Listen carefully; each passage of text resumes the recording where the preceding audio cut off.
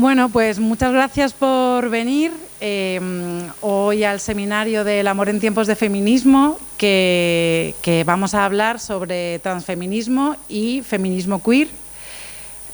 Para eso contamos con la presencia de Ismael Cerón Plaza, que es psicólogo y psicoterapeuta, además es especialista en estudios LGTB y está preparando una publicación de un libro sobre introducción a la psicoterapia queer, con lo cual es una suerte que podamos contar con una persona experta en estos temas para explicarnos un poco más sobre qué es el feminismo queer y el transfeminismo.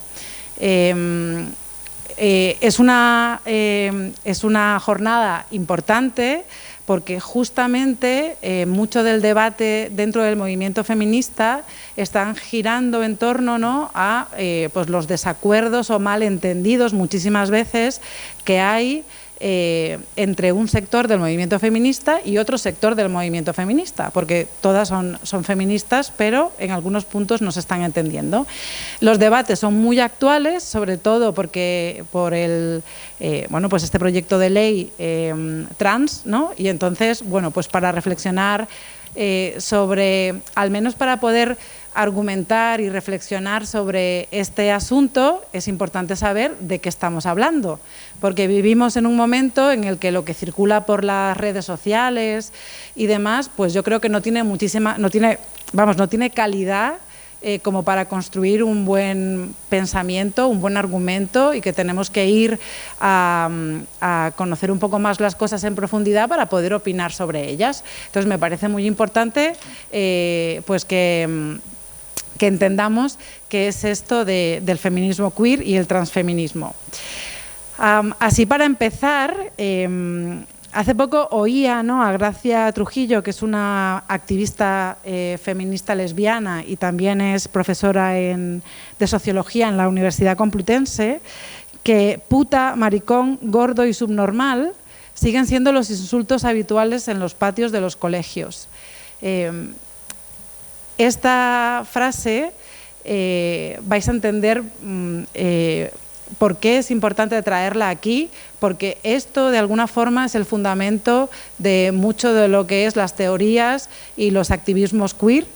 Así que, bueno, más adelante os contaré un poco cómo ha sido mi devenir queer, porque creo que también hay mucha gente que se piensa que lo queer es una moda, que ha llegado de nuevo, que bueno, pues eso, como algo puramente estético, neoliberal. El movimiento queer viene del activismo, de las bases, de la escalera Caracola en Madrid, de muchísimos sitios, pero muy desde abajo. De por sí, lo que es la Asamblea Transmaricabollo de Sol, que fue donde se iban a defender los derechos del colectivo LGTB, ya era movimiento queer, ¿vale? Así que, bueno, luego os contaré, para que entendáis que no es una moda, algo que de repente aparece y la gente lo compra como si fuera un producto, cuál ha sido mi devenir queer. Pero para eso vamos a dar paso a Ismael, que tiene cosas súper interesantes que contar, y después tendremos un espacio para preguntas, reflexiones y demás. Primero va a estar la exposición y luego el espacio para las preguntas, las dudas y demás, ¿de acuerdo? Así que nada, bienvenido, muchísimas gracias por compartirnos un poco de tu tiempo y de tu conocimiento, así que adelante. ¿Qué tal? Muchas gracias por la invitación. Nada, hoy vamos a hablar de feminismo queer. Soy consciente que a lo largo del curso habéis estado hablando de otros feminismos, feminismos de la diferencia, feminismos de la igualdad. Y la verdad es que creo que es estupendo poder darle cabida también a este tipo de feminismo que, bueno, deriva de las últimas décadas. Y es verdad que procede un poco de lo que se ha llamado las teorías queer, que, bueno, procede de varios sitios, pero es verdad que procede principalmente de las teorías queer, que muchas veces, como decía Media, son o muy mal entendidas o proceden de un contexto a veces demasiado académico, demasiado erudito, demasiado intelectual, ¿no? Entonces, un poco la idea de hoy, yo he intentado hacer como una especie de síntesis de ideas así como básicas, espero que no sea muy tostón lo que os voy a contar, Pero así como un poco aterrizar y que se nos haga un poco manejable esto del feminismo queer sin necesidad de tener que leernos 30 libros así como muy sesudos y muy densos, ¿no? En cualquier caso, si luego a alguien le apetece alguna bibliografía de algún tema en concreto, pues nos lo dice y estupendo, ¿vale? Entonces, bueno, he traído unas diapositivas un poco para ir orientándonos. Lo primero, para saber ¿qué es esto del feminismo queer? Yo creo que sería interesante pensar sobre la palabra queer. ¿Qué es esto, no? Porque es una palabra inglesa, a nosotros se nos hace un poco raro, ¿no? De repente, ¿qué es? Si fuera una palabra española, seguramente tendríamos un poco más idea de lo que estamos hablando. Pero queer es como tantas otras palabras del inglés, la hemos adoptado y literalmente significa extraño, raro, torcido, dudoso, algo que está fuera de lo normal. El feminismo queer trabaja mucho el concepto de la normalidad, lo vamos a abordar bastante. ¿Qué es eso de la normalidad y cómo nos condiciona? ¿Vale? Históricamente el término queer se ha utilizado para las personas que evidentemente se alejan de la norma. Todos sabemos lo que es la norma para todo. La norma para cómo tenemos que ser como hombres, hay una norma, cómo tenemos que ser como mujeres, hay una norma, cómo tenemos que ser en cuanto a la orientación sexual, hay una norma que todos tenemos clara, aunque no nos la expliquen de manera explícita, pero nos va llegando por todas partes mensajes que nos dejan clarísimo la literatura, el cine, por todas partes, ¿no? Las personas que se alejan de la norma, históricamente les llamaban queer, a menudo eran sobre todo las personas dentro del contexto LGTBIQ+. ¿Qué significa eso? Que queer muchas veces era equiparable a maricón, a boyera, a travesti, a puto, dependiendo un poco del contexto latinoamericano, inglés, en fin. Este es un poco el concepto básico de lo que significa queer, ¿vale? ¿De dónde surgen los movimientos queer? Claro, los movimientos queer empiezan a materializarse, surgen de las luchas políticas y sociales de la década más o menos de los 80, tanto en Estados Unidos como en algunos países europeos. Y están relacionados con varias crisis que están habiendo en ese momento, ¿no? Crisis sociales. La primera es dentro del feminismo clásico. Hasta ese momento, en el siglo XX, había un feminismo clásico, pues principalmente articulado por mujeres blancas, cis. Cis es lo contrario de trans, por así decirlo. Cis es la persona que se identifica con el género asignado a nacer. O sea, yo, por ejemplo, soy un hombre cis en el sentido de que cuando yo nací, pues me dijeron, es un niño y yo me identifico como hombre, entonces sería cis. Y yo soy una mujer cis porque cuando nací me dijeron que eres mujer y nunca he tenido conflictos y me identifico como mujer. Entonces, hay tres movimientos que hacen que los movimientos queer empiecen a surgir. El primero es la crisis del feminismo heterocentrado o heterosexual, blanco y colonial. ¿Por qué? Porque hay un feminismo institucional, que es el que decíamos, ¿no? El de las mujeres blancas, heterosexuales, habitualmente de clase media, que lo que promueven es pues, una equiparación de los sueldos, que se reduzca la violencia de género, que desaparezcan los clásicos, las clásicas medidas que busca el feminismo, con los que todos estamos de acuerdo, por supuesto. Pero empiezan a surgir unos movimientos feministas alternativos que lo que dicen es, oye, nosotras las negras también queremos estar dentro de este movimiento feminista. Entonces empieza a surgir un feminismo negro, un feminismo lésbico, y empieza a complejizarse esta idea de quién es el sujeto del feminismo. No solo puede ser las que hasta ese momento habían sido las protagonistas, ¿no? Algo parecido pasa también con la cultura gay que empieza también a emerger en el siglo XX, ¿no? Bajo la etiqueta de la palabra gay, pues bueno, la mayoría de personas LGTB, pues lo que hacían es bajo esa etiqueta reivindicar derechos para poder ser sujetos políticos, y la manera que encontraron era pues intentar normalizarse. Nuevamente sale esta palabra normalización. ¿Qué significa normalizarse? Pues para poder ser aceptados por la sociedad, pues reprimir su pluma, por ejemplo, intentar promover el matrimonio igualitario y que también lo puedan tener ellos, intentar tener hijos, ¿no? Y ese es un poco como el movimiento institucional gay que empieza a haber. Y el movimiento queer lo que dice es, no, oye, nosotros también queremos ser LGTB, pero no necesariamente tenemos que casarnos, no necesariamente tenemos que entrar en las estructuras de la sociedad heterosexual, por así decirlo. Queremos también poder ser respetados con nuestra pluma, con nuestra manera de ser, con nuestra manera de vivir, no necesariamente tener que entrar en la normalización heterosexual porque es tan buena, la norma heterosexual es tan buena como nuestra manera de vivir. Esa sería la segunda crisis que también promueven un poco los movimientos queer.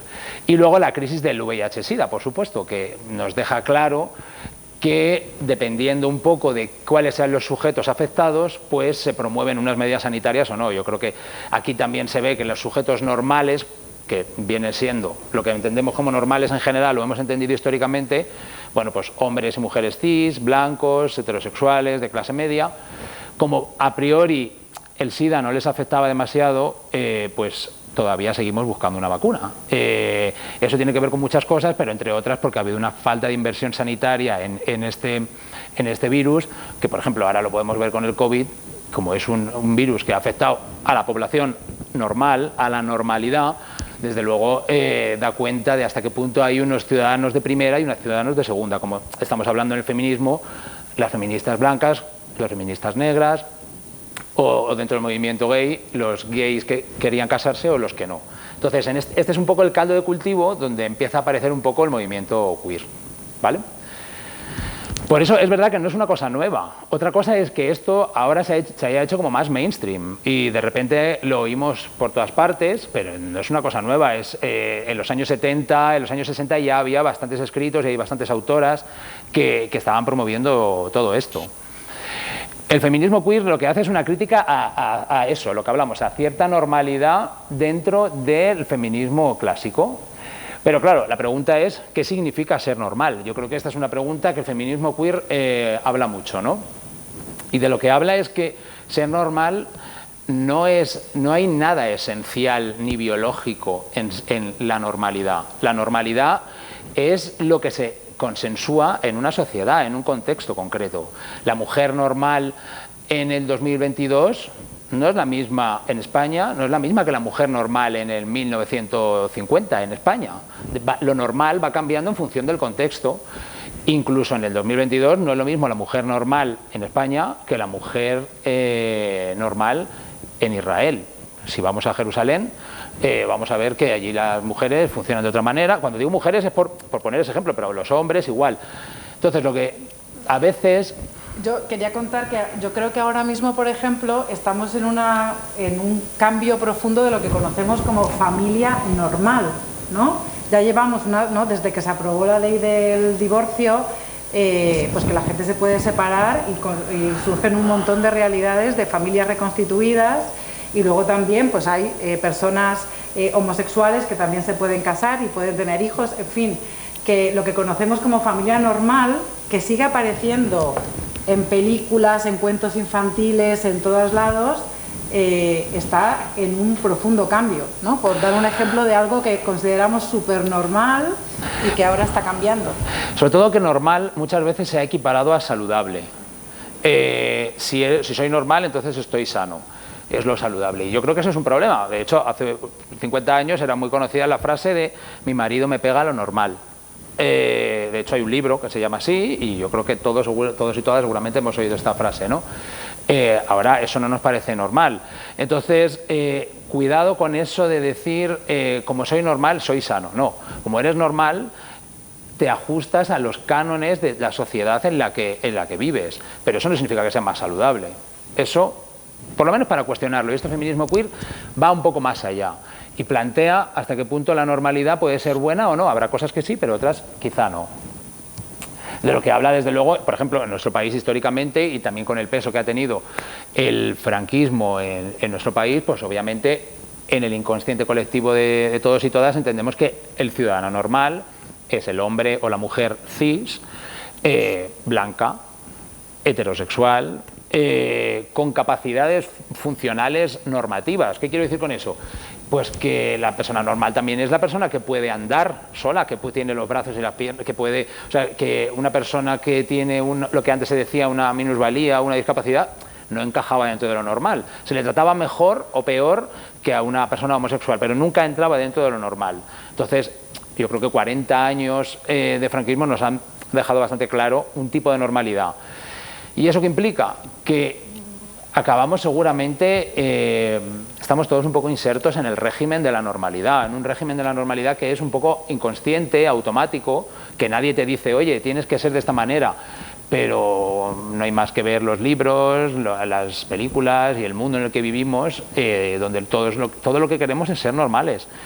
Porque siendo normal no nos van a señalar. Las mujeres quieren ser mujeres normales, los hombres normales, para que no nos señalen. El problema es que la normalidad acaba siendo como un cerco muy pequeño. Y lo que el feminismo queer promueve es que la normalidad sea algo como mucho más amplio, que ser una mujer normal implique también jugar al fútbol, que ser un hombre normal también pueda ser, pues yo qué sé, que te gusten los chicos, que te gusten los chicos y las chicas, que te guste lo que sea. O sea, ensanchar un poco el concepto de normalidad para no tener que estar tan un poco sometidos a ese régimen. ¿Vale? Esto es un poco lo que el feminismo queer de alguna manera viene a plantear. Claro, ¿qué dice? Que esta manera de entender la sociedad establece privilegios y opresiones en las personas que vivimos en sociedad. Hace una crítica al feminismo clásico porque dice, sí, el feminismo clásico tiene razón, las mujeres están en una situación de opresión y los hombres están en una situación de privilegio, pero complejicemos un poco más esto, vayamos un poco más allá, no solo es una cuestión de género. Lo que dice es que las personas cis, en contraposición con las personas trans, viven en un privilegio que muchas veces a lo mejor, ahora lo voy a explicar un poco más adelante, ni nos damos cuenta que tenemos, porque como es lo normal tiene ese carácter además muchas veces invisible y como es lo normal, como lo he vivido siempre, pues no me doy cuenta del privilegio que tengo. Las personas blancas, en una sociedad como la nuestra, por ejemplo, desde luego tienen unos privilegios, que ahora explicaré un poco, que no tienen las personas no blancas. Las personas heterosexuales, bueno, hay un autor que se llama Paco Vidarte que habla de que las personas heterosexuales históricamente, para empezar, era como si nada más nacer se le daba un certificado de salud mental si eran heterosexuales, si no luego tendrían que probar hasta qué punto, si eran LGTB, hasta qué punto, bueno, esa homosexualidad que tenía no era producto de algún tipo de desviación o algún tipo de historia. Con lo cual, si eres heterosexual tienes el privilegio de no tener que explicar nada a nadie, soy normal. Desde luego privilegios, las personas que tienen todas las capacidades funcionales a punto, dentro de una sociedad capitalista, estupendo. No tienen ni barreras arquitectónicas que superar, ni miradas condescendientes de la gente por su discapacidad, como lo llamemos, o por su diversidad funcional. Entonces, bueno, es un privilegio que está ahí. Y por supuesto, yo he puesto varios, pero vamos, hay más. Las personas con una clase económica acomodada, pues yo creo que es evidente que viven en una sociedad capitalista, viven con privilegios, ¿no? ¿Quiénes serían las personas que viven con opresiones? Pues lo contrario, ¿no? Las personas trans, personas no binarias, personas no blancas, personas LGTBIQ+, personas con diversidad funcional o personas con bajo poder adquisitivo, ¿vale? Yo aquí puedo contar, yo soy migrante porque yo nací en uno de los países más pobres de América Latina, en Nicaragua, y a mí nunca me han tratado como sudaca, jamás. ¿Por qué? Porque soy blanca y porque mi nivel adquisitivo cuando yo llegué aquí, bueno, el de mi familia era equiparable al del resto de los tricantinos. Nunca, o sea, mi origen nunca ha sido algo determinante y yo creo que está muy relacionado con el color de mi piel y con el estatus socioeconómico en el que llegamos a Madrid. Pareces europea. Claro, eso te ayuda. Yo cuando a la gente le digo que no soy de aquí y me preguntan que de dónde soy, les digo ¿de dónde? Me dicen alemana. Claro. De Finlandia. No dan crédito que seas latinoamericana. Exacto. Bueno, ¿cómo funcionan los privilegios? ¿No? Esto es lo que hablaba antes. A menudo los privilegios funcionan haciéndonos ignorantes de las opresiones que tienen otros. Porque como lo hemos vivido como la normalidad, pues no nos hemos dado cuenta. Es decir, con respecto, por ejemplo, al privilegio blanco, que me parece un ejemplo interesante de ver. Lo blanco nosotros lo entendemos como lo neutro.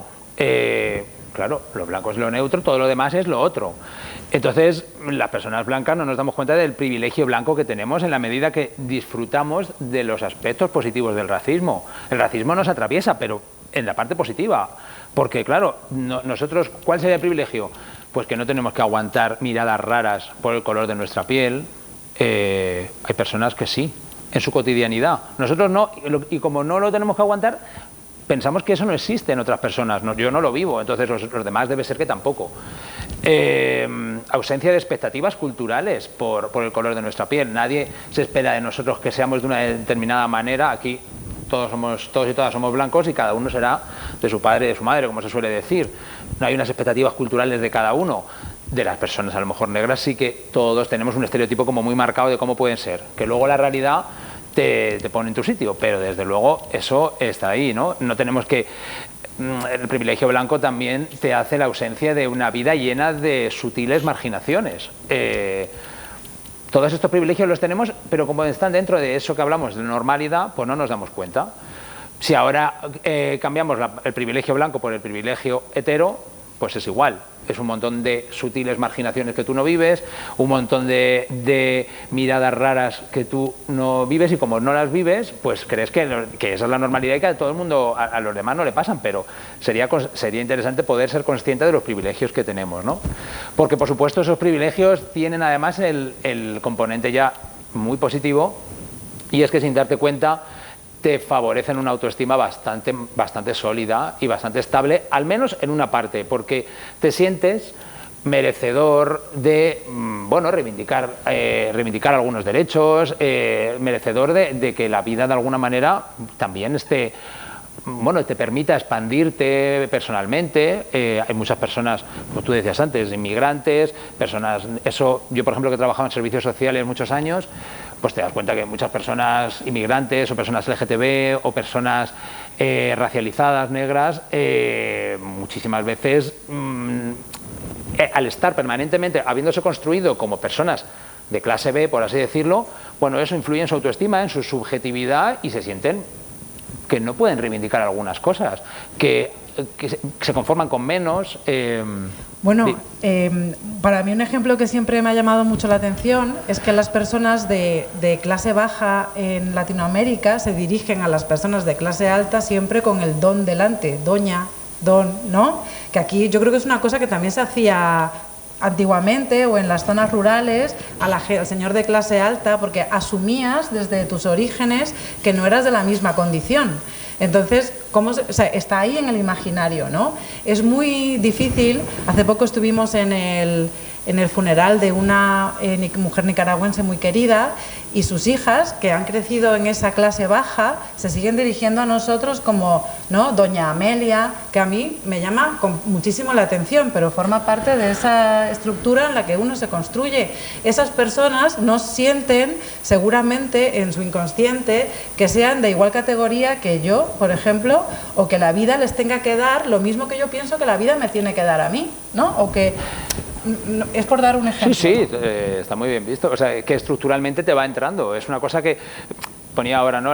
Cómo funcionan las opresiones. Claro, se desarrolla baja autoestima, pero claro, como entra dentro de tu normalidad, no siempre detectas que tienes esa autoestima bajita. No siempre detectas que hay otras personas que sí van más por el mundo con esa contundencia, y que tú, por esas microagresiones permanentes que has tenido, pues sientes que, bueno, reduces tus expectativas de vida por ser mujer. Pues yo por ser mujer, pues mira, pues yo con quedarme en casa tal o con hacer no sé qué, pues esto es las expectativas que hay para mí, porque es para lo que se espera, los mensajes que he ido viviendo a lo largo de mi vida. O por ser LGTB, pues ¿qué más vamos a pedir? Si ya hemos conseguido esto, ¿qué más vamos a pedir? O las personas racializadas o las personas inmigrantes. Los privilegios de clase, que los chavales de los barrios pobres de Madrid a veces ni siquiera aspiran a salir del barrio. El abandono escolar en los distritos más pobres del municipio de Madrid es enorme.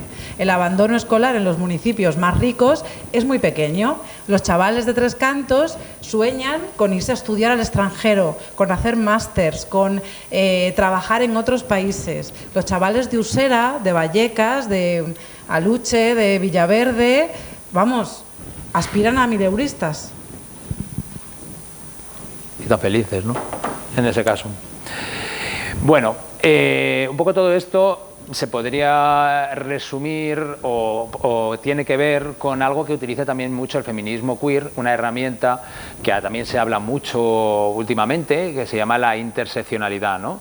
Habla de que todas las personas estamos atravesadas por diferentes vectores identitarios. Lo que dice es que, de alguna manera, simplificado, vivimos insertos en una jerarquía social donde, en función de una serie de vectores que nos atraviesan, pues estamos como más arriba o más abajo. Cuanto más arriba estemos, desde luego, más puertas se nos abren para poder desarrollarnos psicológicamente, socialmente, económicamente, existencialmente, por supuesto.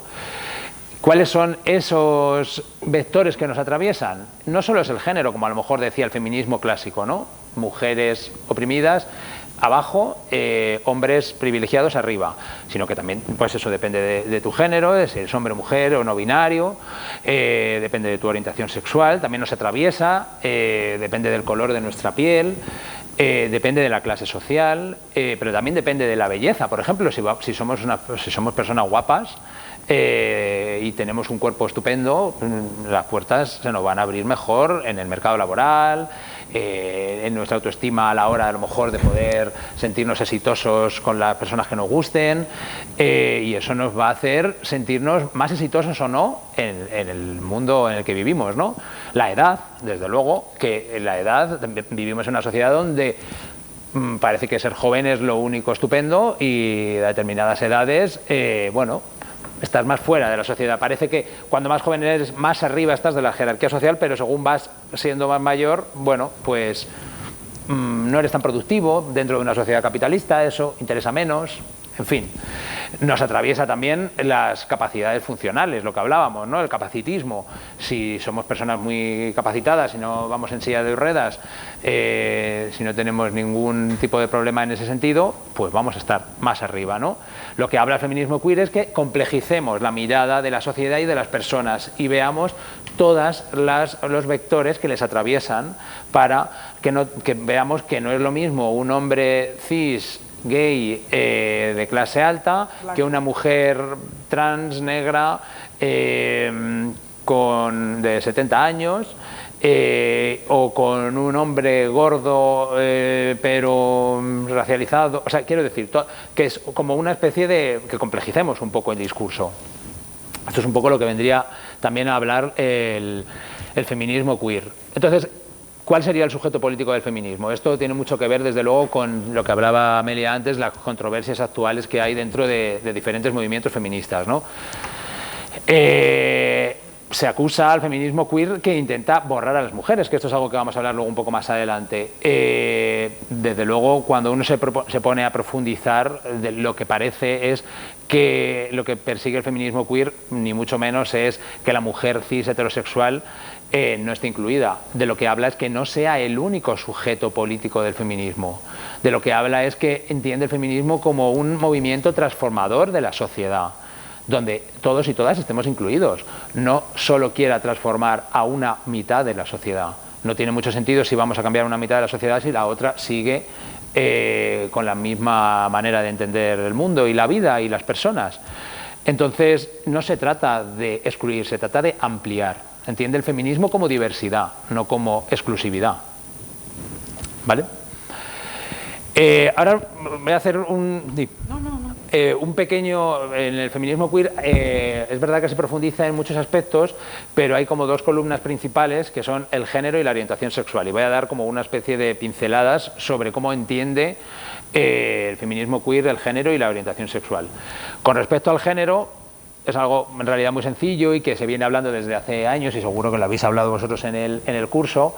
En lo que hace hincapié este feminismo es que eso que entendemos como mujer o hombre tiene mucho de cultural y no tanto de biológico. Es decir, la famosa frase de Simone de Beauvoir de no se nace mujer, se llega a serlo, que es como un pilar dentro del feminismo y que todos los feminismos además se hacen cargo de ella y están de acuerdo con ello. Con esa frase, en realidad lo que da cuenta es que o sea, tú llegas a ser mujer o a ser hombre en la medida en que te vas pareciendo a un ideal concreto que todos, un ideal de feminidad o un ideal de masculinidad, pero eso es una cosa que vas construyendo. y que desde luego la sociedad te dice muy claro, de manera un poco arbitraria, qué es lo que se supone que tiene que ser un hombre y qué es lo que se supone que tiene que ser una mujer. Es decir, todos tenemos claro que hay mensajes como muy básicos de que nos tienen que gustar las muñecas para ser. Soy más chica si me gustan las muñecas y soy más chico si me gusta el fútbol. Eres menos chico si te gustan las muñecas. Eso, eres rarito, eres queer. O sea, en realidad eres queer porque eres extraño, queer, te sales de lo normal, ¿no? Entonces, yo creo que es importante que podamos ver que en eso que decimos que es un hombre o que es una mujer está muy marcado por la cantidad de mensajes que recibimos para ser hombres normales o mujeres normales. Si somos hombres normales o mujeres normales, mucho tiene que ver hasta qué punto nos queremos, bueno, ir encauzando hacia esa normalidad. Que sea una cosa externa no significa que sea una cosa externa de la sociedad, que no sea una cosa todo biológico, sino que tenga un gran peso en lo cultural, no significa que eso no tenga un peso enorme en nosotros. Eso se acaba inscribiendo en nuestro psiquismo y en nuestra piel con tal fuerza que, claro, a ver quién es el guapo o la guapa que consigue, ahora está muy de moda la palabra de construir, ¿no? A ver quién puede quitarse el peso de toda una sociedad que permanentemente te ha mandado mensajes de cómo tienes que ser como hombre, ¿no? Cómo colocar las piernas, cómo colocar... Bueno, es algo que se va históricamente construyendo y no es tan fácil, porque se ha construido culturalmente, no significa que eso no tenga consecuencias materiales en la vida de cada persona. De lo que habla en realidad entonces el feminismo queer en cuanto al género es que no somos sujetos cerrados, como yo soy mujer y este ideario de mujer y lo tengo que ser así toda la vida.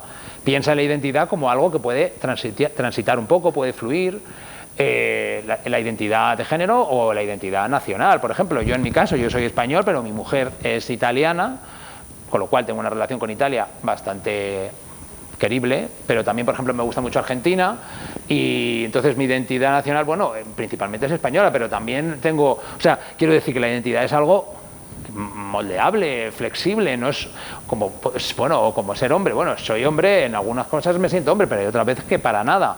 Y no tiene por qué tener eso algo tan problemático. Lo que habla es que no seamos, el feminismo queer es que dice que no seamos tan integristas con la identidad, que tengo que ser esto y siempre, y no me puedo salir de ahí. Bueno, que podamos fluir un poco. Si yo tuviese que elegir entre ser española y nicaragüense, estaría siempre en un conflicto de lealtades. La mitad de mi familia es española, la otra mitad nicaragüense. Yo viví hasta los 12 años en Nicaragua, luego crecí en España. Bueno, me hice adulta en España y al final yo resolví ese conflicto de lealtades aceptando que tengo una identidad binacional, en mi caso, ¿no? Y no tengo por qué renunciar a mi parte nicaragüense, ni tampoco tengo que renunciar a la parte de mí que se siente también de esta tierra. Pues tengo una identidad binacional. Y si el futuro me manda a otro sitio, espero pues que tener la capacidad de tener una identidad trinacional. Y que a lo mejor más adelante sean 4, que tu vida se vaya ampliando, flexibilizando. De eso se trata, un poco de no encorsetarnos en una normalidad, ampliar la normalidad, ensancharla para poder ser un poco más libres, vaya, que es de lo que en principio va el asunto.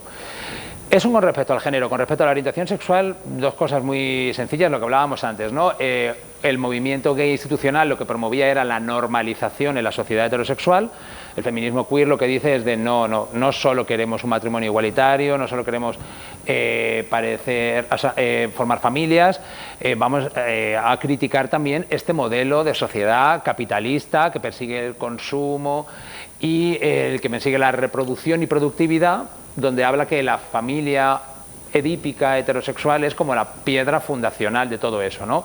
Lo que habla es que también se puedan contemplar otros modelos de familias, pero ya no solo a través de matrimonios, sino también de colectividades, de relacionarnos unos con otros, que no necesariamente reproduzcan ese modelo. Con la orientación sexual también habla mucho de que denuncia lo queer la presunción de heterosexualidad que se nos asigna nada más nacer. Aquí muchas veces dicen, no, tiene que salir del armario, pero bueno, ¿quién le metió en el armario? En el armario le hemos metido todos, porque si tú das por hecho que una persona es heterosexual nada más nacer, pues igual es un poco problema, le hemos metido en un armario que no tenía por qué estar ahí. Y esta persona tendrá que hacer un proceso, muchas veces complicado, para poder salir de ahí. Y eso son mensajes masivos que están en nuestra cotidianidad. Si tenemos a nuestro hijo, le llevamos a la guardería, es muy fácil decir, bueno, ¿ya te has echado novia? O si es chico, tienes amiguitos y a ella tienes amiguitas. Vamos condicionando de manera permanente. Entonces, lo que denuncia es esa heterosexualidad obligatoria y esa presunción que cambiemos un poco el concepto de normalidad. También hace un debate, a veces polémico, sobre la sexualidad normal y no normal. El feminismo queer habla de que, bueno, hay como un modelo de sexualidad normal que generalmente ha estado asociado a la reproducción sexual. ¿Y cuál sería la sexualidad normal? Yo creo que todos y todas más o menos lo sabemos.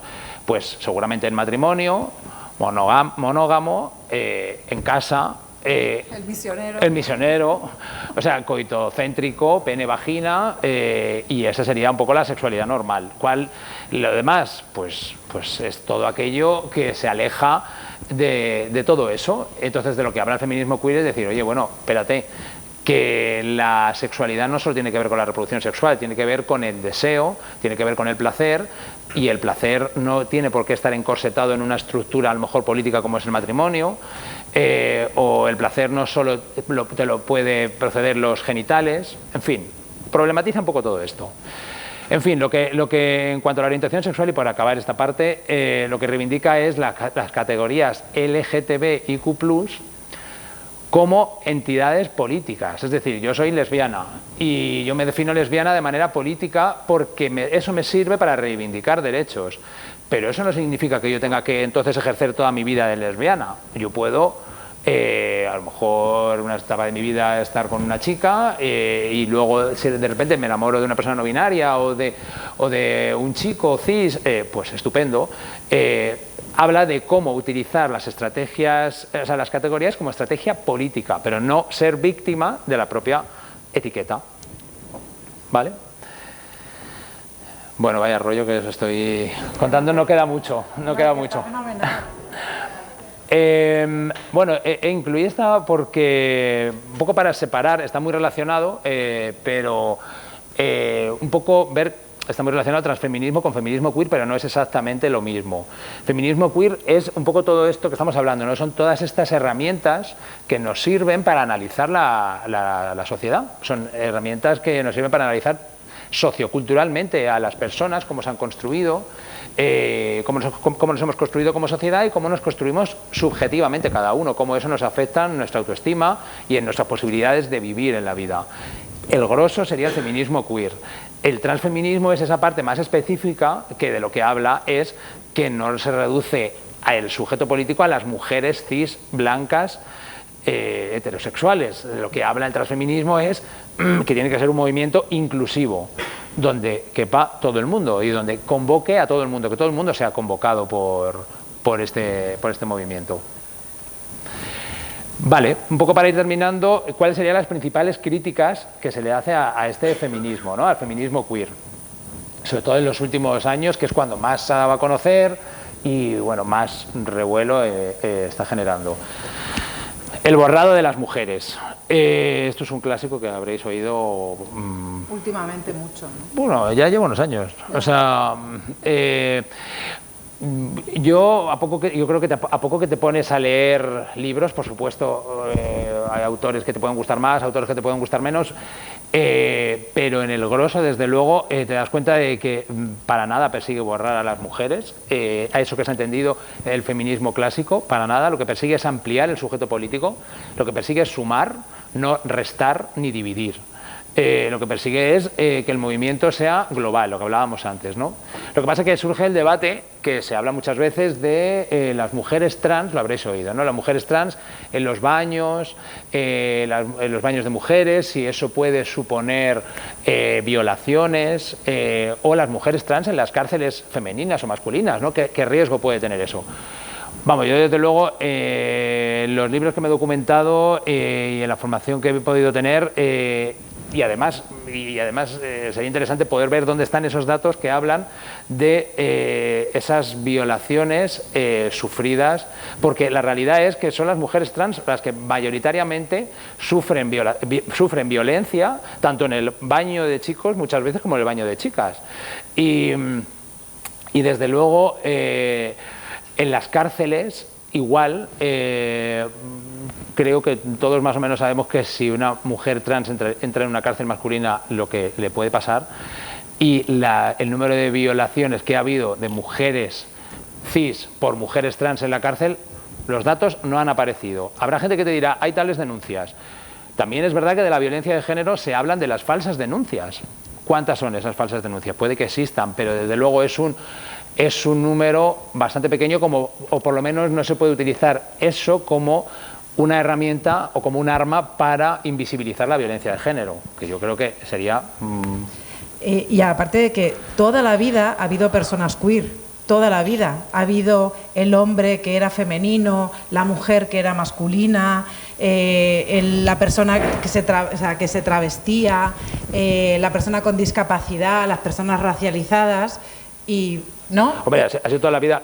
Así ha sido toda la vida, y no tenemos estadísticas de que la convivencia con las personas queer haya aumentado la peligrosidad, la criminalidad, o que se haya borrado a ningún otro colectivo. Es más, por norma general, las personas queer han sido estigmatizadas, violentadas, ¿no?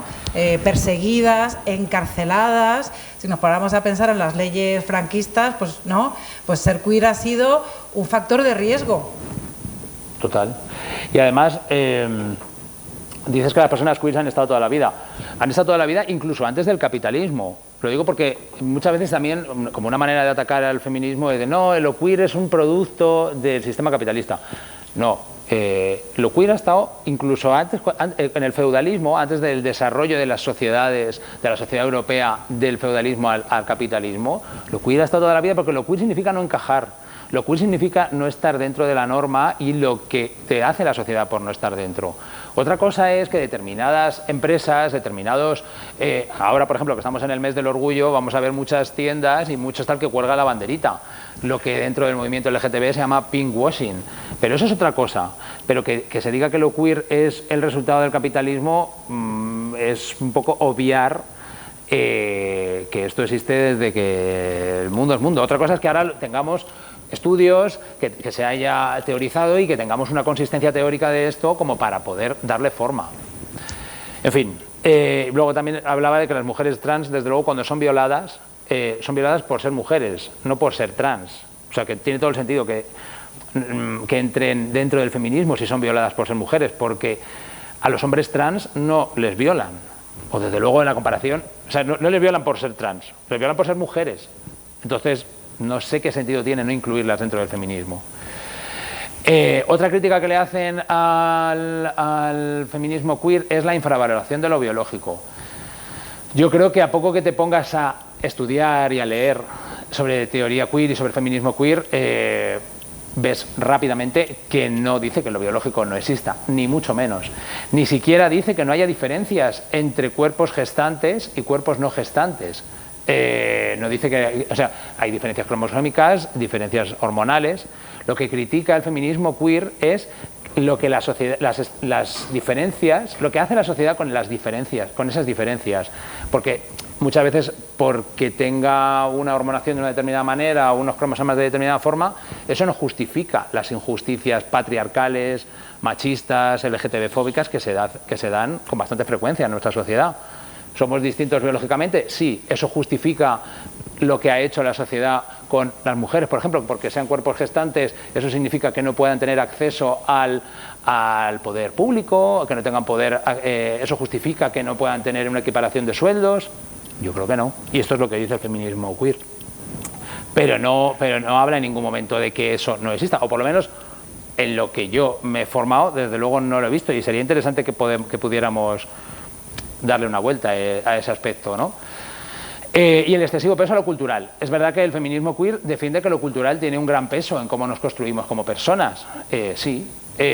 Habla de que las personas somos el conjunto de lo sociocultural, lo biológico y lo psicológico, y hablaría de que la persona sería el resultado de su biografía en esos tres aspectos, socioculturales, biológicos y psicológicos, ¿vale? En definitiva, y ya me callo, el feminismo queer aporta una serie de herramientas para analizar la sociedad, permite observar cómo numerosos aspectos estructurales y socioculturales cómo inciden en nuestra sociedad, en nuestra personalidad y los privilegios y las opresiones que nos otorgan, y sobre todo entiende que el feminismo es diversidad y que todas las personas estamos convocadas para transformar la sociedad, ¿vale? Para finalizar os pongo esta cita de Caetano Veloso que me parece que es muy cierta. Lo que dice es que de cerca nadie es normal. Y esto, yo que soy psicólogo, por ejemplo, que lo veo mucho, y a Amelia igual, lo vemos en las consultas, cuando estás de cerca te das cuenta de que nadie somos normales. Lo que pasa es que cuando nos alejamos un poco de eso, ya intentamos ser más normales, pero de cerca nadie es normal. En fin.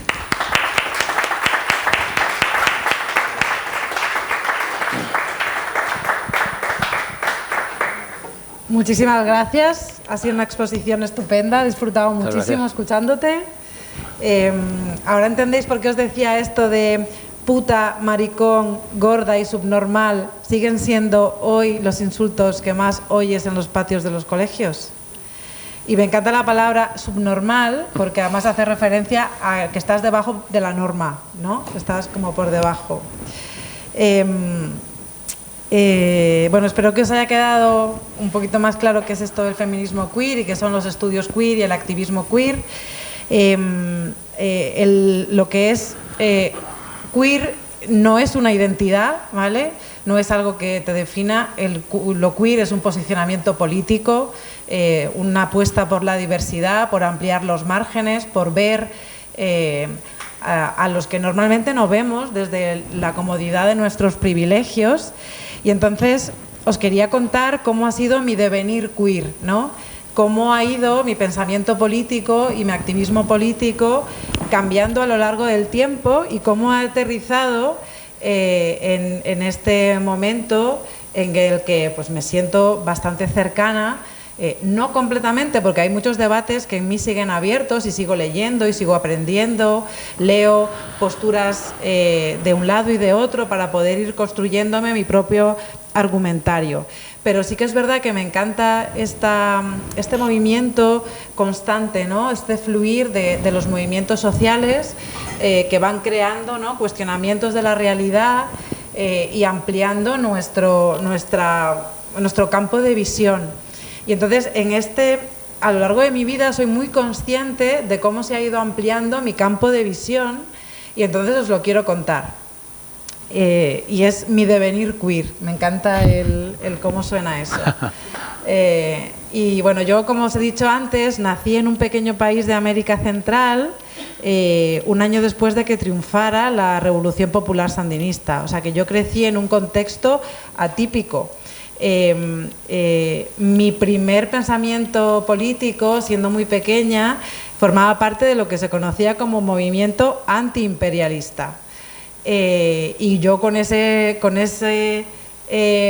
imaginario ya aterricé en Tres Cantos, en séptimo de GB, que aquí la gente de antiimperialismo, mis compañeros de clase, no tenían ni idea. Eso es así. Y es verdad que el tema del movimiento antiimperialista, que era mi marco cultural, me marcó muchísimo, pero también me marcó la vivencia de una revolución socialista, porque yo iba a un colegio en el que nos juntábamos niños pobres y niños que éramos de clase alta como yo. A mí me recogía un microbús absolutamente chatarroso que viajaba por los barrios, desde los barrios ricos a los barrios más pobres, y nos recogía a todos los niños para irnos al cole. Y entonces yo tengo escenas en mi memoria en las que había compañeros míos de clase que cuando llegaba el microbús, que era como, creo que era una Volkswagen California azul, y tenía un agujero en el suelo, que yo me acuerdo que yo tenía pánico de que algún niño se cayera por el agujero. Y entonces había niños, cuando pasábamos por los barrios pobres, que se ponían los zapatitos solamente cuando llegaba el microbús, porque el resto del tiempo estaban descalzos. Y entonces yo crecí yendo en el coche de mis padres, viendo cómo había niños que podían ser compañeros míos de clase vendiendo comida o lo que fuera en los semáforos, ¿no? O cómo al lado del coche de mis padres se paraba pues, un carretón tirado por caballos o por burros famélicos. Yo llegué a Tres Cantos en 1992 con un pensamiento antiimperialista y con una conciencia de clase, ¿vale? Porque además, por suerte, me educaron para que la tuviera. Y con eso llegué, porque además en aquel entonces, y yo todavía conservo una carpeta de cuando iba al instituto José Luis San Pedro de Tres Cantos, y claro, todo el contenido de lo que yo pegaba en la carpeta era pues el Che Guevara, ¿no? Todo relacionado con este movimiento antiimperialista y con la lucha de clases sociales. Cuando ya llegué a la universidad, pues a nuestras vidas llegó el movimiento antiglobalización. Y ahí tuve otro gran salto. Ya no era solamente un movimiento antiimperialista y una conciencia de clase, de pobres, ricos, no ese privilegio de clase, sino que en el movimiento antiglobalización empezamos a debatir y a ver asuntos que tenían que ver con el sistema económico, con el sistema de productividad, pero también se mezclaban los derechos de las personas migrantes. Yo tenía tras de mí un proceso migratorio, esa mirada se abría, ¿no?, para ver qué distinto camino tenía.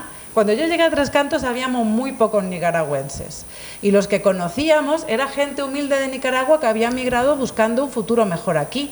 Y entonces yo me juntaba con los nicaragüenses de clase baja que habían migrado y era muy consciente de que su recorrido migratorio iba a ser muy diferente al mío. Esa conciencia de clase estaba ahí. Pero con el movimiento de globalización vinieron muchísimas más cosas. Yo de por sí estuve en Génova en el año 2002, ¿no? Ostras, sí, es que es mucho tiempo. Ha pasado ya, ha llovido. ¿No? En aquella gran manifestación que hubo en Italia, donde murió un chico y donde nos juntamos muchísimas personas de muchos lugares de Europa, principalmente en esa gran semana de movilizaciones antiglobalización y demás. Y así pasaron mi década de los 20, por decirlo así. ¿Qué pasó cuando llegaron mi década de los 30? Pues que bueno, yo seguía en esa dinámica y ¿quién llegó? El 15M. Y entonces el 15M, Acampada Sol y todo lo que surgió ahí me abrió todavía más miradas en las que yo no había parado a mirar, ¿no? Es verdad que yo cuando acabé la carrera, mi primer trabajo como psicóloga lo conseguí en una asociación de gays, lesbianas, trans, y entonces ya por entonces me hablaban de lo queer y he de decir que a mí me sonaba fenomenal ya por entonces, estaba en Colega Madrid. Y bueno, con el 15M pues llegó el feminismo a mi vida, llegó todos los movimientos LGTB, como os digo, con la Asamblea Trans Maricaboyo de Sol, llegó el animalismo también, los derechos de los animales, llegó el ecologismo, la lucha en contra del cambio climático, muchas más cosas que yo seguía ampliando la mirada, siendo muchísimo más consciente de que había gente que lo estaba pasando muy mal por muchas razones, por muchos ejes de opresión que cada vez iba ampliando esa mirada, ¿no? Y entonces, a partir del 15M llegaron otro montón de realidades que yo empecé a ver que antes no veía, no era tan consciente, ¿no? Y entonces, cuando aterricé al feminismo, pues al principio era un feminismo muy básico y según fui metiéndome, pues llegó el feminismo antirracista y me encanta esta mujer, la historia, que a ver si algún día le hacen una película a Séjourné Truth, que fue una mujer negra que cuando las sufragistas consiguieron el voto para las mujeres blancas, ella llegó a decir que era una mujer que había sido esclava y que se había conseguido liberar de la esclavitud, llegó a decir ¿qué pasa? Que las mujeres negras no somos mujeres porque no tenemos derecho al voto, y al final dije, ostras, ¿no? Y luego llegó la socialista Flora Tristán y dijo, que las mujeres eran las proletariadas del proletariado, ¿no? Porque no tenían los mismos derechos que los hombres. Y así llegó el feminismo socialista. Y según íbamos avanzando, ¿no? Y Betty Friedan publicaba La mística de la feminidad, y llegaban otras mujeres que decían que no se sentían representadas solamente por esa mujer blanca de clase media de Estados Unidos, porque también habían otras realidades, las mujeres negras, las mujeres chicanas, las mujeres lesbianas y demás, que no estaban contempladas en esa realidad. Y se iba ampliando la mirada y la mirada, ¿no? Entonces ya aterrizaba ahí en este feminismo radical. Luego ya llegó la década de los 90 con el feminismo interseccional y esta mirada de cómo las personas éramos atravesadas por diferentes ejes de opresión y diferentes realidades, y que yo no podía compararme con una mujer migrante, trans, sin papeles y demás, porque aunque yo fuera mujer, esa persona iba a tener una vida mucho más difícil que la mía, y es que era evidente, a ojos de cualquiera, ¿no? Entonces, al final era como que ibas mirando y mirando, y claro, ¿cómo no voy a llegar al feminismo queer?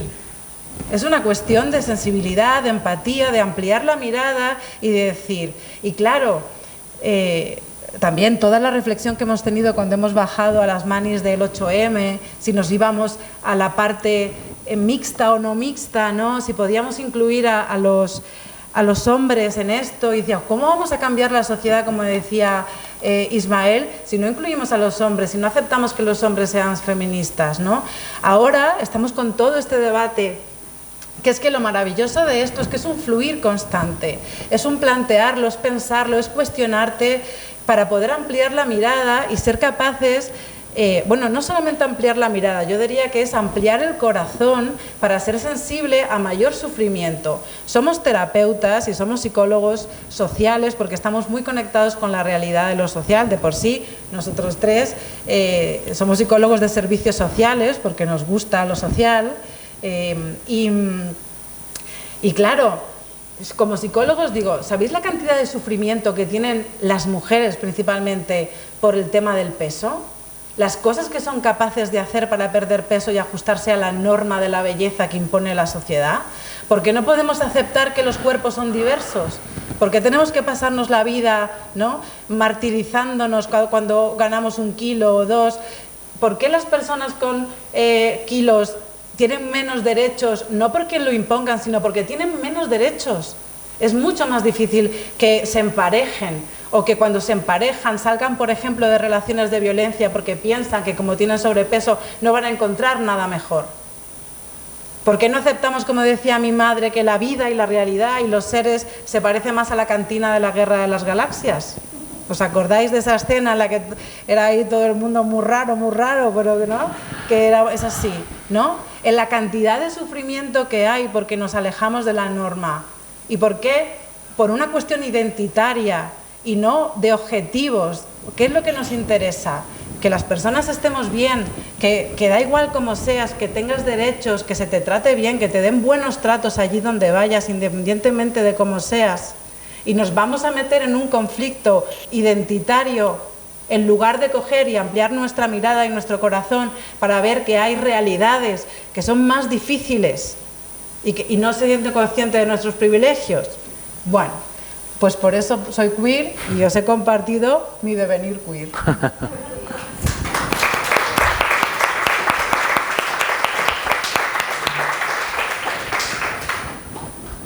Y ahora darnos feedback, preguntar, compartirnos vuestras impresiones, por favor devolvernos algo que para nosotros hacer pedagogía feminista y pedagogía feminista queer es muy importante y muy valioso, y queremos pues eso, conversar un poco con vosotros y luego ya disfrutar del fin de semana. Creo que por ahí. Utilizamos el micro Sí. para pasarlo y compartirlo. Vale, sí.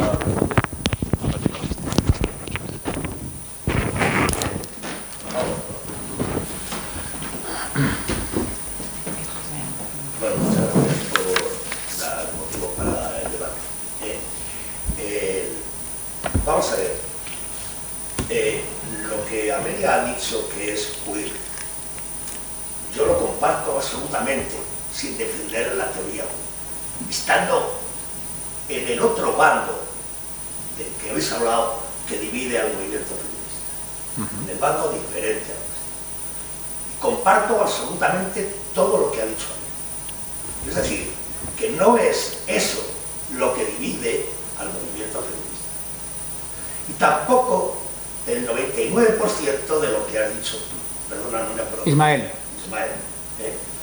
La mayor parte de las cosas que has dicho también lo comparte el otro bando del movimiento feminista. Lo que pasa es que hay que ir precisamente a lo que crea conflicto, si queremos arreglarlo, pero no lo habéis planteado. No lo habéis planteado. Yo he estudiado, me habré leído por lo menos 10 veces la ley que han presentado en el programa. La he leído muchísimas veces. Y lo que crea problemas no lo habéis planteado. No lo habéis planteado.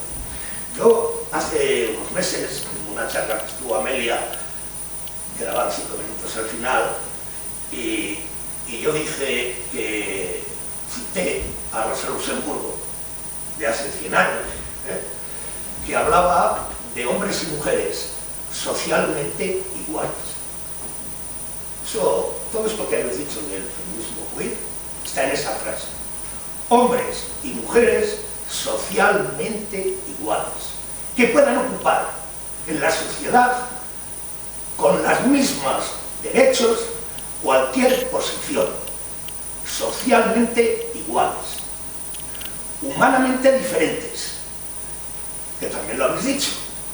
Cada persona es diferente a la otra, y cada hombre es diferente a otro hombre, y cada mujer es diferente a otra mujer. Humanamente diferentes, y totalmente libres para elegir la forma de amar. Eso, Amelia me dijo que era muy antiguo. Yo no recuerdo. Sí, me respondiste así, que Rosa Luxemburgo era una teórica del feminismo muy antigua. Desde luego era antiguo así porque hace 100 años, ¿no? La mataron.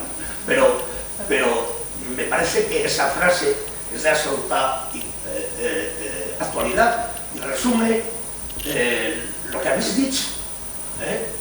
Pero lo queer no es eso.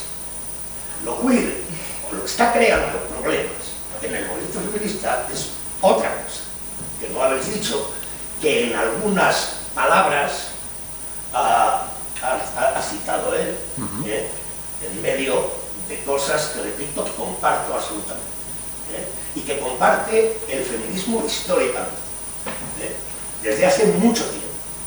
Desde hace mucho tiempo lo venimos compartiendo, pero claro, si lo ocultamos, si no lo planteamos, no hay posibilidad de llegar a un acuerdo. Aquí, por citar algunas cosas, habéis hablado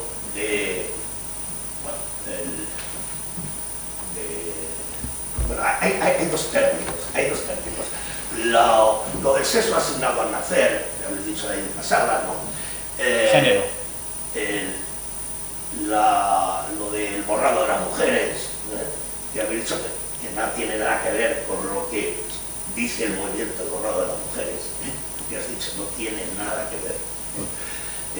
Yo creo que para hablar en público hay que enterarse bien antes de lo que se habla.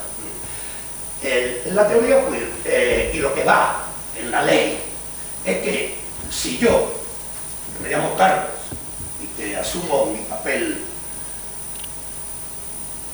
biológico de hombre, y me siento hombre, mañana digo que soy mujer, todo el mundo me tiene que tratar como mujer.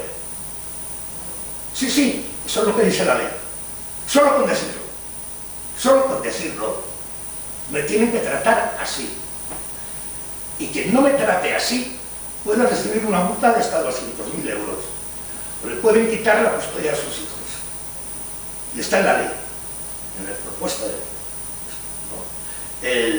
Pero si luego por la tarde vuelvo a cambiar y digo que ya no soy mujer, que soy hombre, pues también. Y está en la ley. Esto. Claro, es que esto me parece a mí que no se corresponde con la realidad. Me parece que no se corresponde con la realidad. Yo creo que es importante. Ese es un debate, ese es un punto.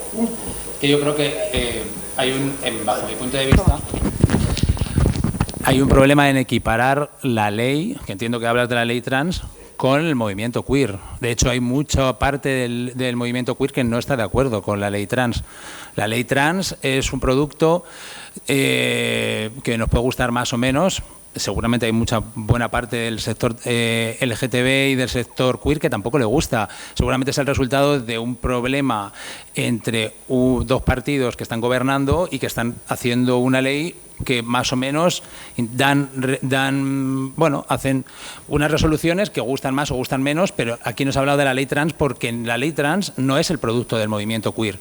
Lo que pasa con el movimiento queer, ¿qué pasa con queer? El problema es que queer es una palabra difícil de definir porque es algo más lejos, vale. Es algo que, que de alguna manera es fácil capturarlo para cualquier tipo de interés. Entonces, hay sectores que hablan de lo queer como si fueran un lobby trans, por ejemplo. De hecho, hay un libro que ha salido de dos psicólogos que hacen una profundización y hablan por ejemplo, de autoras como Judith Butler o Preciado de una manera bastante, para las personas que lo hemos leído, desde luego ves que devalúa bastante muchas de las cosas importantes que dicen. Entonces, entiendo que eso genera mucha confusión.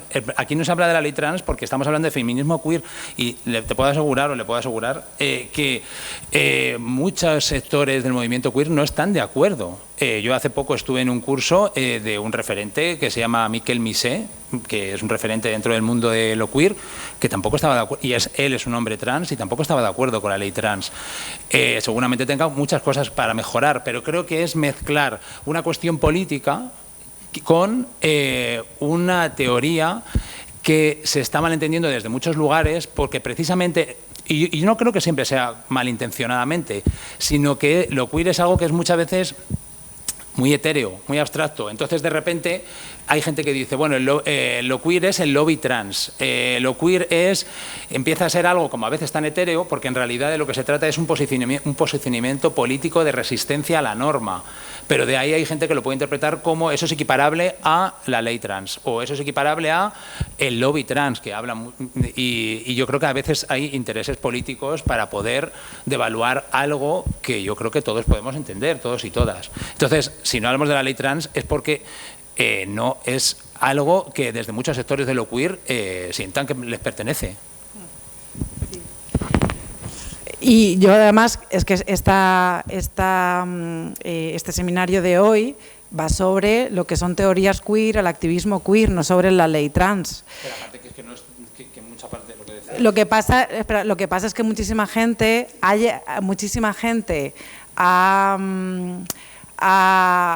lo ha como identificado, ¿no? Y aparte yo solamente quería matizar que lo queer es una serie de estudios queer de una especie como de conocimiento que va creciendo con la reflexión, con posturas muy diversas y que también dentro del movimiento trans hay un movimiento trans hegemónico y un movimiento trans crítico. Y el movimiento trans crítico, que es más queer que el hegemónico, pues hay muchas cosas que discrepa con la ley trans. Y también está pasando dentro del movimiento feminista que hay un feminismo hegemónico que está viviendo, yo creo que de manera amenazante, la llegada con mucha fuerza de los feminismos trans y el feminismo queer. Cuando en este país las mujeres trans siempre han formado parte del movimiento feminista. Desde los años 60 y 70 las mujeres trans han formado parte del movimiento feminista y nunca ha habido problemas, jamás. Entonces, las cosas que están pasando ahora, ¿no?, con un sector del feminismo hegemónico que entra y comparte discurso con la ultraderecha, es bastante curioso y desde mi punto de vista peligroso. Yo creo que tenemos que pararnos a pensar por qué determinados sectores del feminismo comparten discurso con la ultraderecha. Algo está pasando ahí. Entonces, yo invito a a no asociar directamente la ley trans con lo que es lo queer y entender lo queer como un conjunto de movimientos, como dentro del feminismo, que hay muchísimas corrientes, muchísimas líneas de pensamiento que están en debate y en crecimiento, y tampoco penséis que el movimiento trans es unitario. Hay un movimiento trans que es muy crítico y que es mucho más queer, que es no binario. Lo que pasa es que para hablar de todo eso y de todas las cosas peliagudas que pueden surgir, como lo que sería el abordaje de temas tan polémicos como la prostitución, los vientres de alquiler, pues todos los temas así que son más calientes. Sí, claro, lo mismo, ¿no? O, el movimiento transcrítico, por ejemplo, bueno, es que podríamos estar aquí hablando, claro, muchísimo. Yo por eso diría que con respecto a lo queer, como además hay tanto ruido, es interesante poder irse a los libros o a los fundamentos, porque si no se empieza a asociar un montón de cosas que tienen muchas veces que ver con cuestiones políticas y se contamina unos estudios que, como bien dice Amelia, en realidad se llaman teorías queer.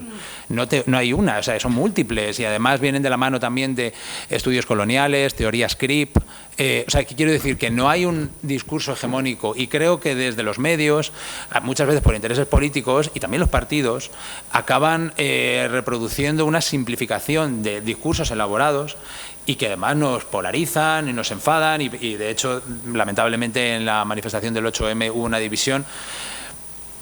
O sea, que yo creo que en ese sentido sería interesante que podamos recurrir a las fuentes originales y no nos dejemos llevar por el ruido.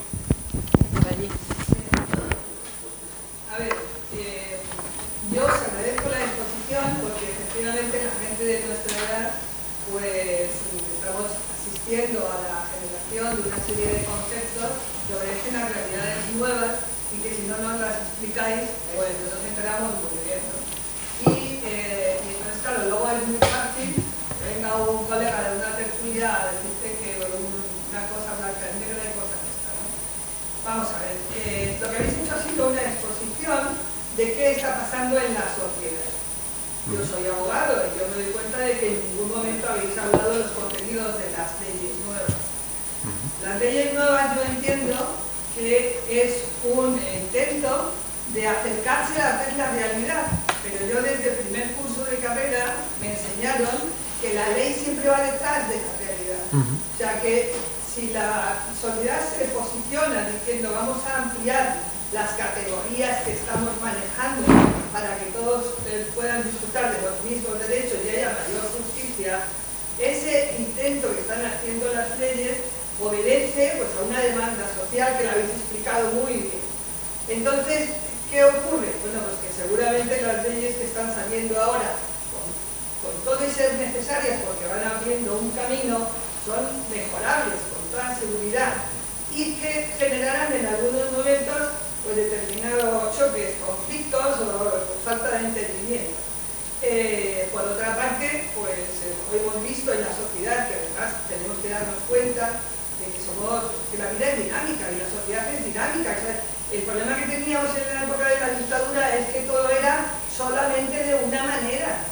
Entonces, claro, y las cosas no son de una manera, ni la ciencia tiene cosas que son solo de una manera, porque mañana hay un nuevo descubrimiento y cambia esa manera de ver lo que sea, ¿no? Entonces, yo lo que quiero decir es que los intentos por que lo que se vaya consiguiendo en la sociedad se quede establecido en leyes, pues son intentos. Unas veces tienen más éxito que otras y generalmente hay que ir modificando y mejorando. Eso es lo que yo puedo entender desde mi punto de vista profesional como jurista.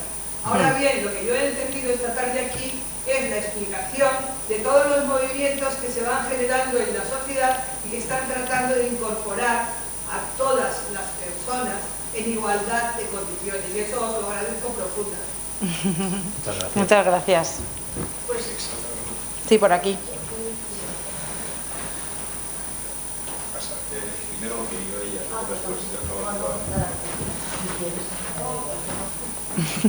Bueno, yo primero agradeceros la brillante exposición porque creo que de forma magistral nos habéis ilustrado sobre algo que me parece súper complejo. Yo, como decían, soy psicóloga también y me he formado siempre en feminismo y en mi trabajo, ¿no? Trabajo con la mirada de género integrada y yo muchas veces bueno, no es que me enfade, ¿no? Pero me revuelve mucho, ¿no? Los debates del feminismo, ¿no?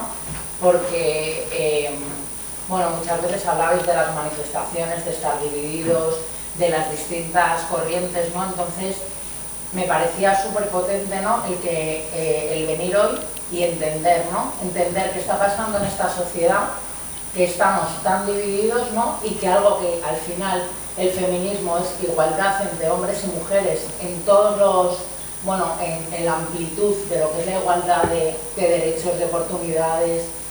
Entonces muchas veces, ¿no? Yo como mujer feminista me he sentido juzgada en contextos, ¿no?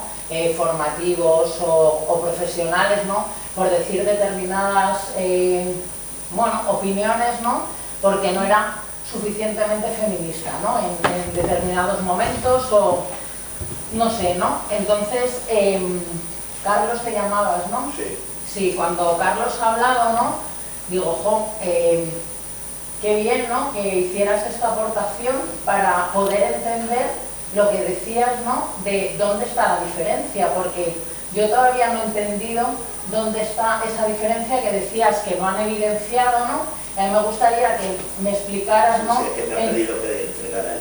En dónde, no he podido explicar. no, en dónde está esa diferencia, ¿no? Porque yo estos debates siempre me ha pasado que creo que, y desde esta formación de feminismo, ¿no? Por una vez cuando estudié un poco el feminismo queer, dije, joder, algo que nos engloba a todas, a todos, a todes, y digo, jo, pues habíamos como dado con la fórmula mágica, ¿no? Que aquí no hay fórmulas mágicas, es algo donde todas y todos nos sintamos incluidos.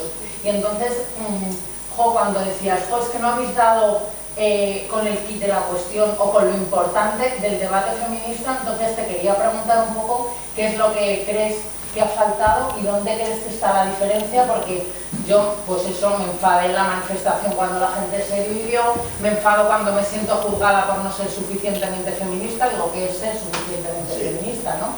Entonces, Carlos, te agradecería que si me podías explicar, ¿no? Porque creo que es el debate que han abierto magistralmente en esta tarde, ¿no? Que podamos entender dónde está la división y dónde está esa separación, ¿no? ¿Se lo paso a Carlos? No, yo creo que respetamos el turno de palabra. Sí, vale. Pues es que lo pidió él y lo Somos muy ordenados. Sí.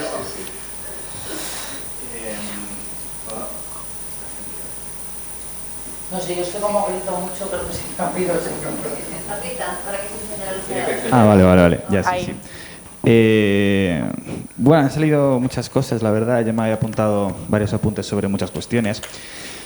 La verdad es que yo sí que quería entrar en la cuestión de las leyes en favor de los derechos de las personas trans en general, no la que esté encima sobre la mesa, porque es una cuestión que históricamente ha ocurrido así.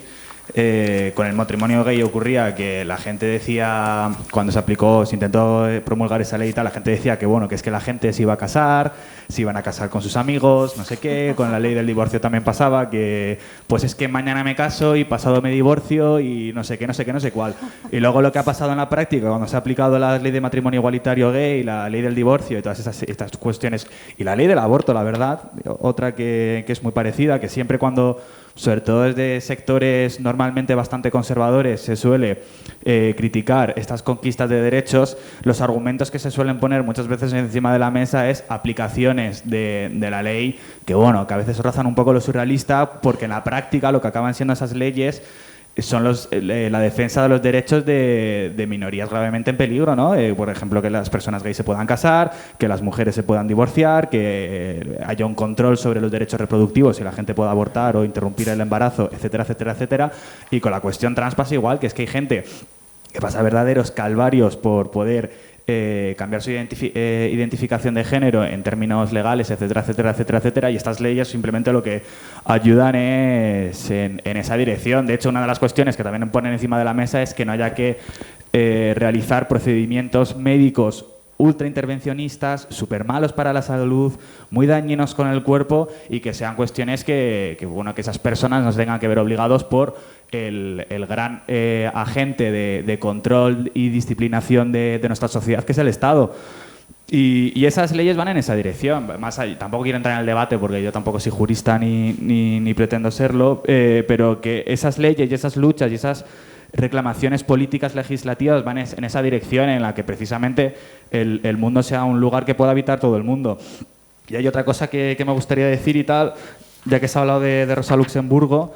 Precisamente yo creo que en el marxismo podemos encontrar muchos elementos queer que nos invitan a la reflexión ya desde el, ¿por qué no decirlo?, desde el marxismo del propio Marx, ¿no? Porque una de las grandes cuestiones de la obra de Marx y otros autores de la izquierda antiguos y tal, está precisamente en esa crítica radical, consciente y científica también de esa naturalización de la diferencia, de que no es biológico, de que no es natural que haya ricos y pobres, de que no es natural que haya, como había en su época, personas que tengan que morir en su puesto laboral por estar 12 o 15 horas trabajando en una mina.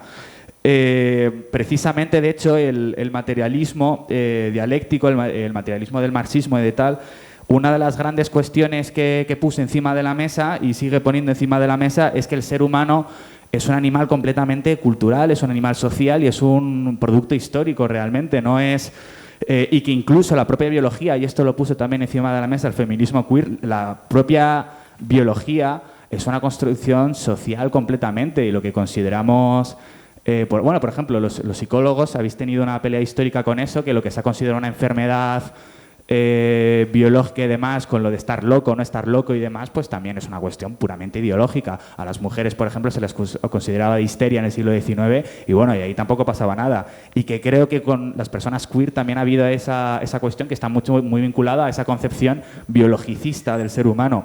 Y yo quería concluir con una cuestión sobre el marxismo y demás, y Rosa Luxemburgo y estas luchas del comunismo tan importantes, y es que la aspiración que siempre hubo, que siempre tuvieron encima de la mesa en el fondo fue y sigue siendo la verdad de muchos de nosotros, es la abolición de las clases sociales, y en ese sentido está totalmente en la línea de sectores del feminismo queer y del feminismo antirracista que precisamente también luchan por eso, por la abolición del género, de la raza y de las clases sociales y demás. Y a lo que me refiero con la abolición de esto, me refiero a precisamente en un mundo donde somos socialmente iguales y totalmente libres, no existan estas categorías que nos categorizan, que nos clasifican, que nos jerarquizan y demás, empezando por la raza, empezando por la clase social y también concluyendo por el género, que como estaba en el libro de Simone de Beauvoir y otros autores feministas, el género como categoría social nace de la división del trabajo y nace de la división de relaciones de producción y de propiedad,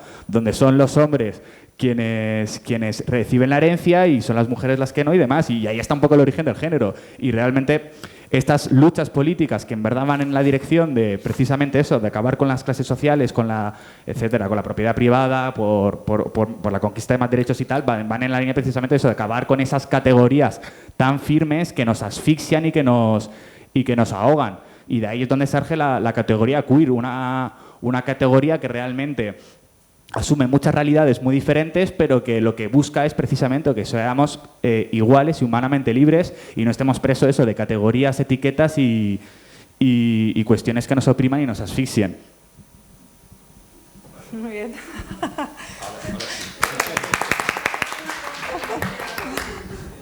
Bueno, esto está muy interesante, pero yo voy a ser mucho más moderada y por lo que yo, como parte de la sociedad y como capto lo de la sociedad, la impresión que yo tengo es que va todo como muy rápido. Es como las tecnologías, ¿no? Que va todo tan rápido que no terminamos de asimilar. Los que componemos esta sociedad no terminamos de asimilar. Yo aprendí hace bastante lo de LGTBI y de repente apareció LGTBIQ+. Digo, ¿qué porras es eso? Entonces, lo que intento es, si es verdad con toda esa información que me llega de un lado y de otro, intento formarme para no quedarme atrás. Entonces, es verdad, yo estoy haciendo también, he participado en seminarios feministas de la Paca Aguirre y la Asociación Feminista Paca Aguirre y resulta que es que yo estoy aprendiendo mucho, pero claro, necesito asimilar toda esa información que no lo permitís, no se permite, porque no da tiempo. No da tiempo. Y eso yo creo que la vida no da para... se necesita más despacio, no tan inmediato la cosa. Necesita más concienciación, más pensamiento. Ya.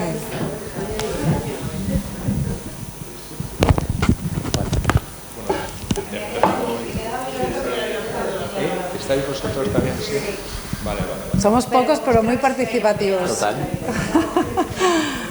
Vale, pues no sé si se oye así mejor. Sí, muy bien. Sí.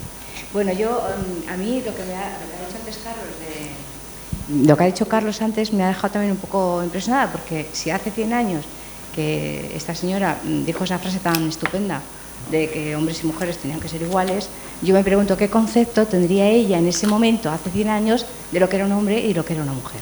Con respecto, enlazando ahora con lo que está escuchando a este chico que no le conozco, o con lo que está diciendo también a María. Y todo eso, pues digo, pues es que claro, es que vamos tan rápido, entran tantas cosas nuevas que tenemos que darnos mucha prisa para querer conocer cosas.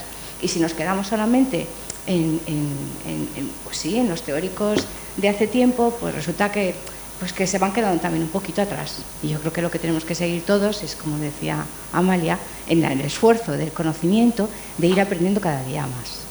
Ya está, solamente. Gracias. Buenas, ¿se me oye bien? Sí.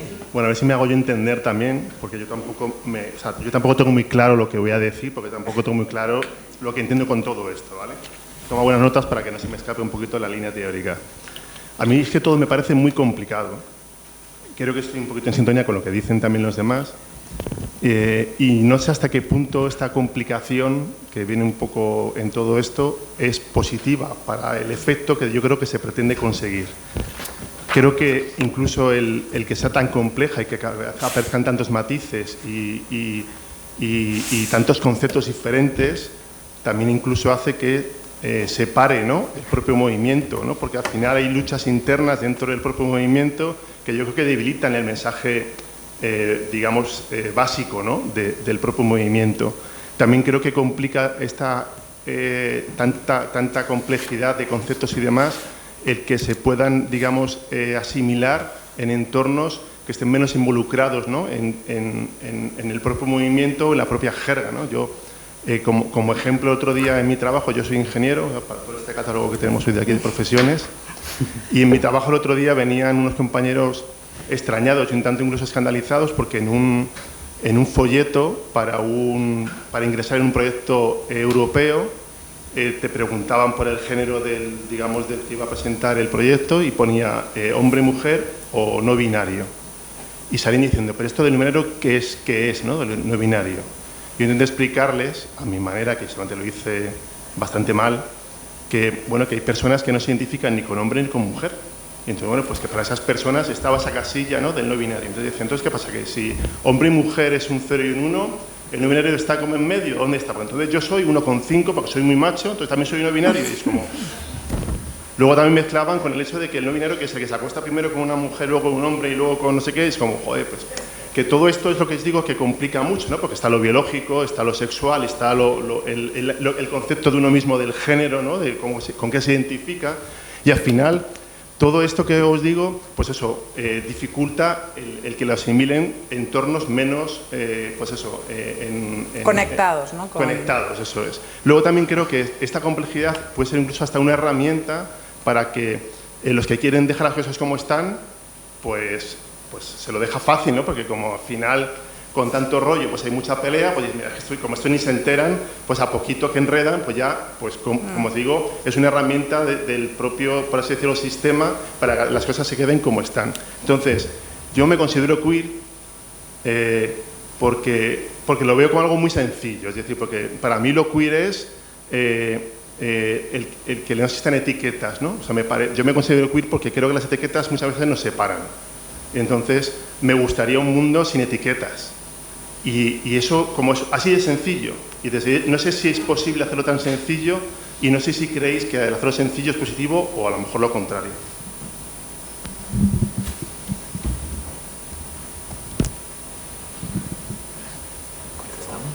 ¿Se lo paso a Carlos o lo paso? ¿Quieres hablar? No, adelante. Sí, Amelia, has hablado de luchas políticas por la hegemonía dentro del movimiento feminista y la realidad te desmiente. Estas filosofías que proceden de Guy Rubin, de Judith Butler y de esta gente desde hace tiempo, son el fundamento ideológico de 14 leyes que hay en 14 comunidades autónomas, incluida la de Madrid, aprobada con mayoría absoluta del PP. La actual ley en Madrid que permite transitar a cualquiera, ha sido aprobada por el Partido Popular. Y en el conjunto de las comunidades autónomas, por el Partido Socialista, por el espacio Unidas Podemos, o como queramos llamarlo, que hay a la izquierda del PSOE, y por Ciudadanos, que aplaude constantemente este tipo de iniciativas, y por el Partido Popular, y por el Partido Nacionalista en el País Vasco. Y quien en un punto se opuso a estas dinámicas políticas, que fue la vicepresidenta del gobierno, fue cesada. ¿Cómo se llama esta? La Carmen Calvo. Fue cesada por el actual gobierno, quien se opuso solo en un punto, en esto de la autodeterminación de género, y lo llevó al Congreso del Partido Socialista y fue cesada.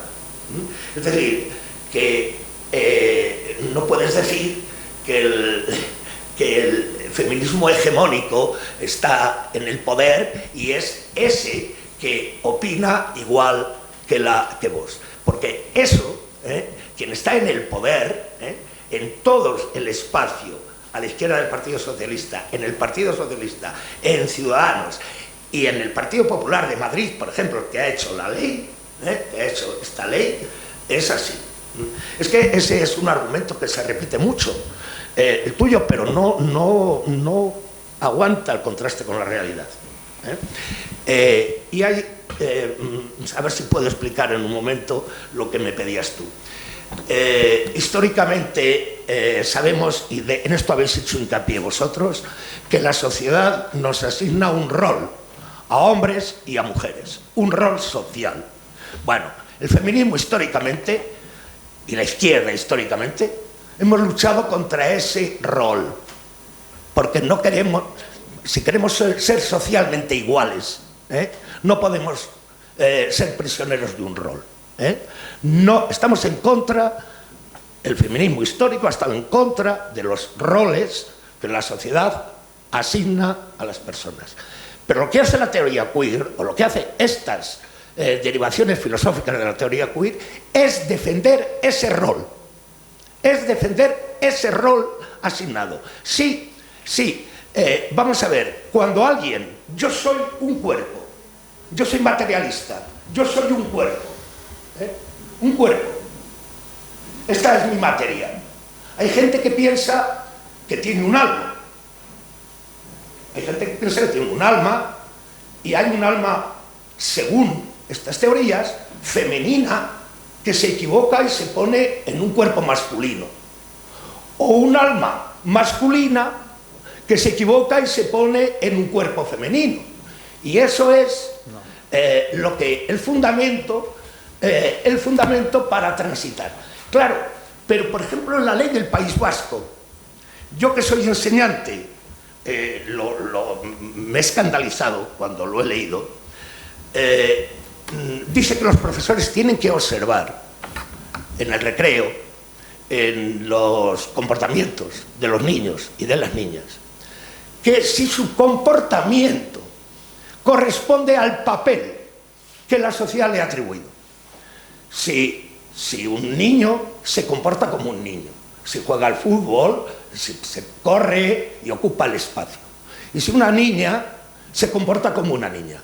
Y si no es así, dice, y si no es así, tiene la obligación de decirle a sus padres que ese niño tiene tendencias trans.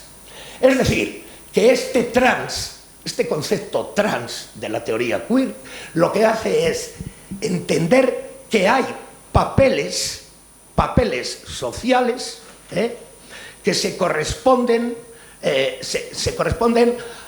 a lo que la sociedad les ha asignado. Bueno, es que es escandaloso, es que es todo lo contrario de la historia del feminismo. Y además es que lo vemos en la realidad también, en muchos casos, mujeres trans, cómo exageran los estereotipos de mujer, que va en contra de lo que históricamente hemos defendido, la igualdad, los estereotipos. Aquellos aspectos que corresponden socialmente a las mujeres, muy pintadas, muy tal, lo que el machismo ha atribuido a la mujer, ese rol, ese es el que asumen. Y eso es lo que está ocurriendo. Eso es lo que está ocurriendo. Y está ocurriendo en las leyes. En las leyes. Bien. Claro. Y es que biológicamente, los hombres tenemos, y las mujeres, tenemos en cada cromosoma una diferencia. Es una realidad. Es una realidad. Y también es una realidad que hay algunas personas, y esto existe toda la vida, se llamaban hermafroditas, está ya en la mitología griega, que quedan en una situación poco definida. Pero eso lo hemos visto toda la vida y hemos defendido el derecho de esas personas a expresarse así. Es decir, pero eso nada tiene que ver con un cuerpo de hombre y un alma de mujer.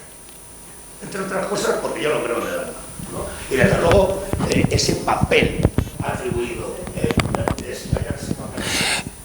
Yo te preguntaría dónde has leído, en qué libro de teoría queer has leído lo del alma femenina. O sea, de verdad, me interesan tus referencias bibliográficas. Me interesan más que las leyes del País Vasco, que seguramente más que las leyes del País Vasco, que seguramente pueden ser, que no las conozco. Me gustaría que se... Sí, Gail Rubin, ¿qué? ¿Y qué es lo que dice del alma? Porque yo, desde luego, los textos más importantes de Gail Rubin, en el tráfico de mujeres...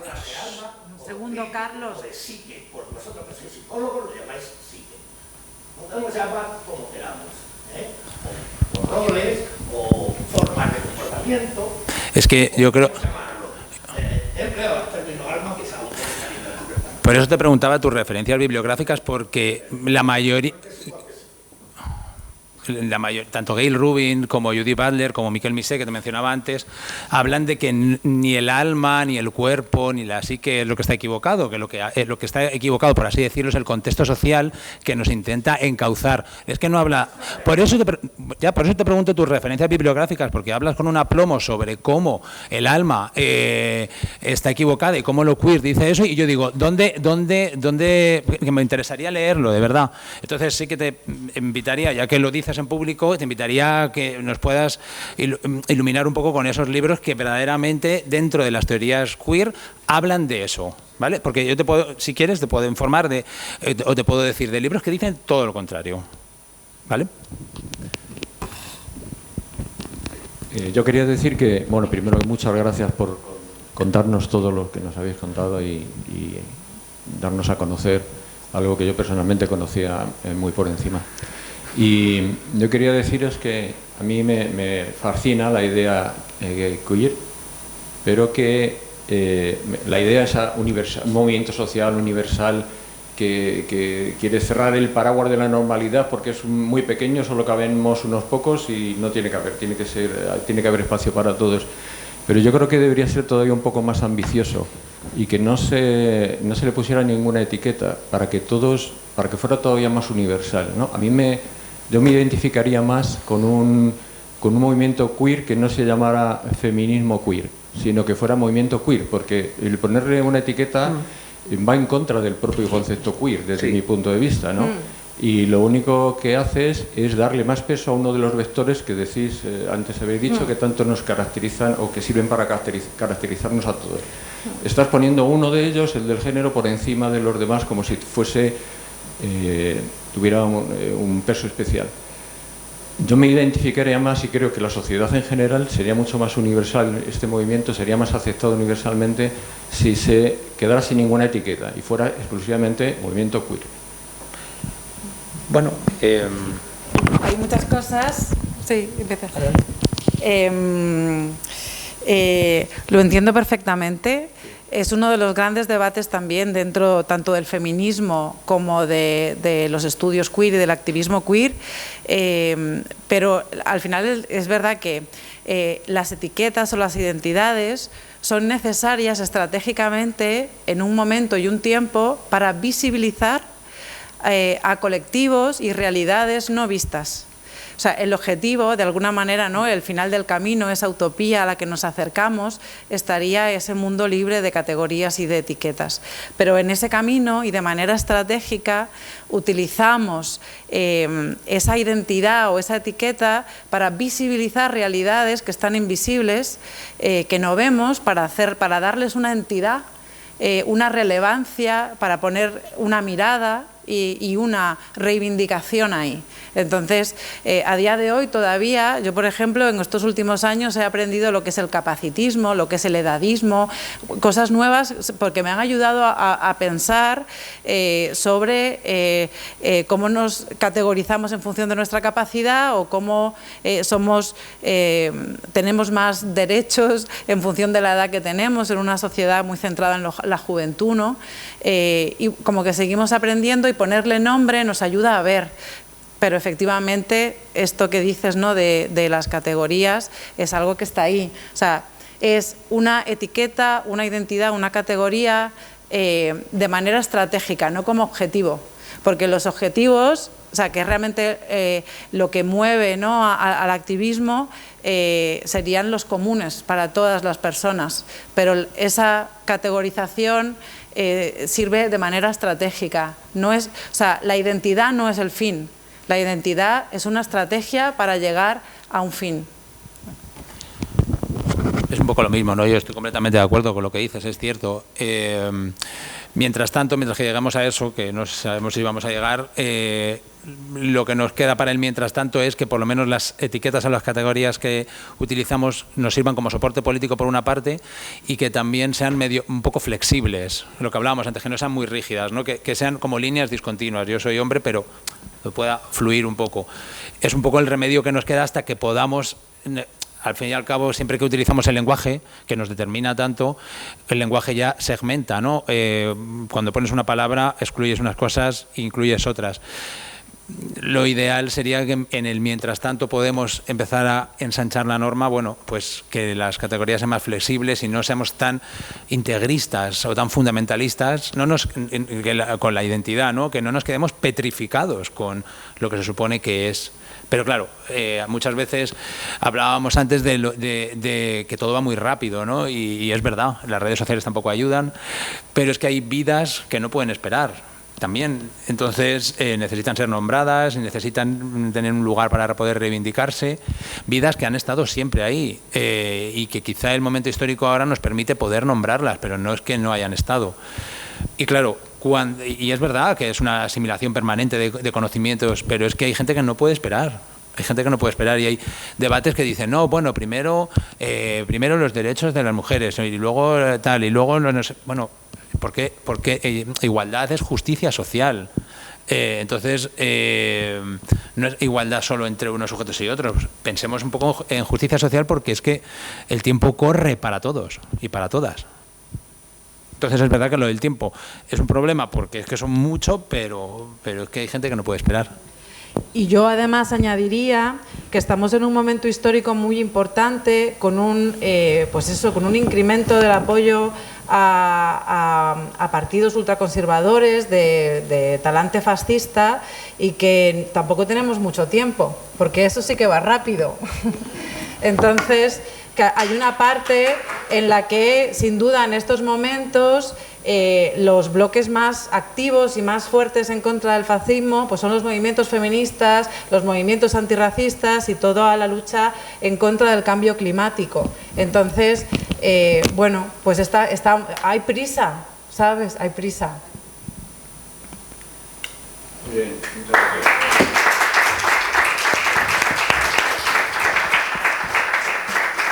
Ya para terminar, solamente decir que 1000 millones de gracias a la Universidad Popular Carmen de Michelena de Tres Cantos por darnos espacio para poder hablar de cualquier cosa, señalar, simplemente para que os llevéis de reflexión, quién ha tenido el tono más agresivo, violento y desafiante de toda la jornada de esta tarde, para que veamos dónde está el miedo y la crispación. Y nada, que muchísimas gracias por venir y que vamos a continuar con nuestro devenir queer. Muchas gracias por la invitación.